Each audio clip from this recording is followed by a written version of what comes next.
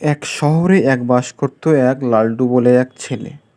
15 থেকে 16 বছর ছেলেটা বয়স। সে একদিন তার গ্রামে তার দাদুর বাড়ি আসে। এবার যাবার পর তারা দুজন মিলে একটা বাজারে যায়, গিয়ে সেখানে দুটো গাছ কিনে আনে। এরপর দাদু একটা গাছ ঘরের মধ্যে টবে বসিয়ে দেয়, আর একটা গাছ বাইরে বসিয়ে দেয়। দাদু বলে, বলো তো লালটু, কোন গাছটা আগে বড় হবে, কোন গাছটা ভালো হবে? তখন ছেলেটি উত্তর দেয়, দাদু, ঘরের মধ্যে যে গাছটা, ওই গাছটা সবার আগে বড় হবে।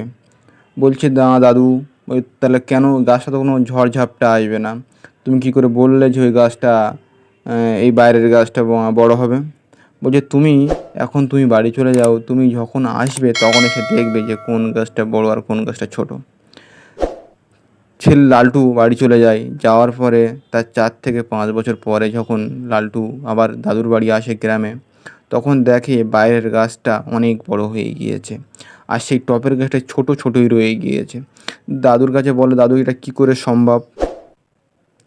বলে, এই গাছটা যত ঝড়ঝাপটা খেয়েছে তত বড় হয়েছে। তোমার জীবনে তুমি এখন উপলব্ধি করবে, তুমি যত ঝড়ঝাপটা সহ্য করতে পারবে তত তোমার সাফল্য চাবিকাঠি হয়ে উঠবে, তত তুমি সাফল্য পাবে, সাকসেসফুল হবে।